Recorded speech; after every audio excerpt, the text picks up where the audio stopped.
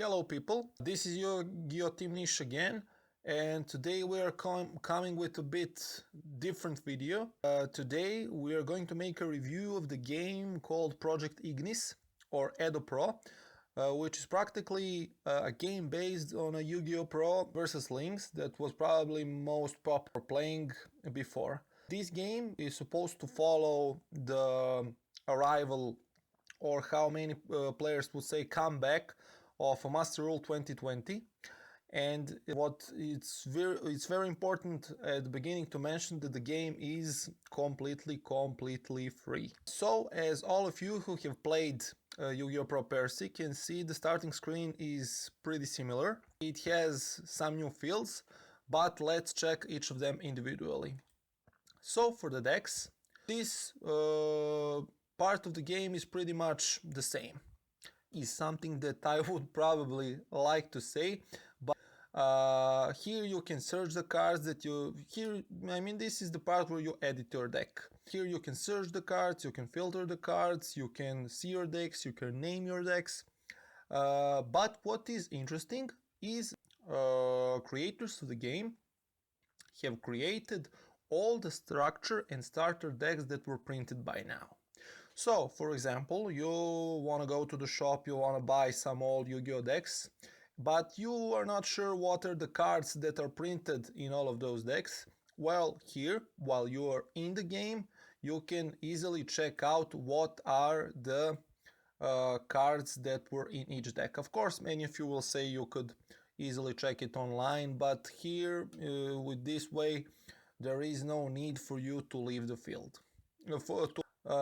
Here you have, as I said, all of printed decks from, I don't know, structure deck Marik, where you have, I don't know, Gravekeepers, to maybe some new decks that were printed not that long ago with a Lair of Darkness. Another new thing that you can do here is that you can go to the test hand. So, for example, I have built the deck that I want to play with, and now I want to go to the test hand. This is, as I said, something new, something that you didn't had in past version of the game. But here you're probably going first in your playtesting. This is really good thing, especially when you're preparing for a tournament or for something like that, when you're learning some new decks, when you want to see what are the cards that you're drawing. And of course you can only play turn 1 when you go to the second turn to your opponent. There probably happens nothing, then you are going to your turn again. And as I said, this is very nice thing, especially for, I don't know, players who are playing synchro deck or something like that, because their first move can really take a while. With this you can see what fields you can leave, what are the boards that you can make, and it's really good. Then field for the replays. This is practically totally same like in the previous game, and it's really important to mention that all the replays that were made for the previous game would also work and be compatible with this game as well. Now, next field is puzzles. It is probably worth mentioning that this game is a continuation, as I said, of Yu-Gi-Oh! Pro Percy, but that is actually, there is even older game.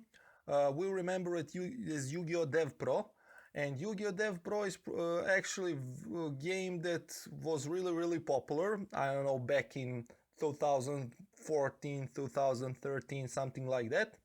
And it was really interesting beside other things because it had puzzles. These are puzzles mostly made from, I don't know, some anime situations or something like that. And these games with puzzles where, I don't know, you open, for example, Scrap Fist. And here you can play one of the very known combos to all you say fans that he played in the games against Ragnarok Brothers. Of course, here your opponent has Seal of Orikarkos, has things like that.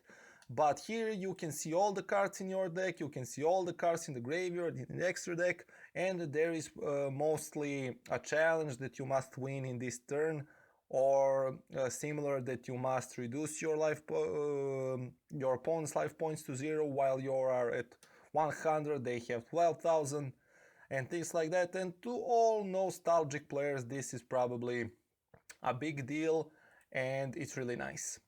Then, of course, one very important field is field for local area network. I mean, also you had this in the previous game, but you didn't have this concretely artificial intelligence field, where you can, as I will show you now, choose local AI, and here you can choose a bot that you can play against. Of course, here I have picked, for example, Horus. I can add Horus, and then I can start a game with a bot. Now, of course, this bot has limited capabilities. It cannot play that long. There is no room for it to play some spectacular combo or something like that, but it is very good to have a simulator with which you can try your decks for the beginning, because of course this is only a simulator. It is really good for testing, for trying out new decks and things like that. And that's why something that was built like that is really helpful to all of the players. Here, of course, I don't want to play this game further. I will surrender. But you can, here, as I will show you now, you can choose a lot of different decks that you can play against bot, which is really good because you can really test your deck better than ever. And of course, there is standard field for servers. We are back to the 2 servers. We have EU Central, we have NA Pacific. You can refresh to see what are the games, what are the players that are maybe possible future opponents. You can host the game. The field is pretty much same. The difference is that you can choose master role that you want to play in, which is good. You can choose starting life points, starting hand, cards to draw, and things like that.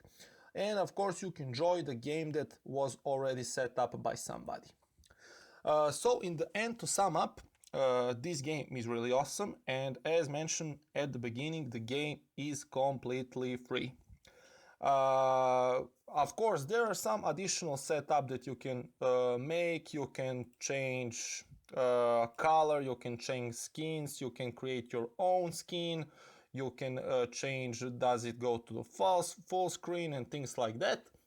And at the end, I would like to finish with one very big thank you to all people who have contributed in the project Ignis, because in this time when there is coronavirus, when we all need to stay at home, this game is really a way to stay up to the new things in the game, to stay with the cards that are being printed, and of course to play a lot of games with your opponents and have and with your friends, of course, and to have a lot of fun.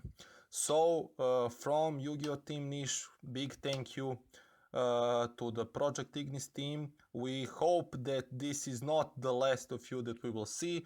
We hope that there will be a lot of improvements to this game, a lot of new cards, new possibilities, and we can't wait to see them.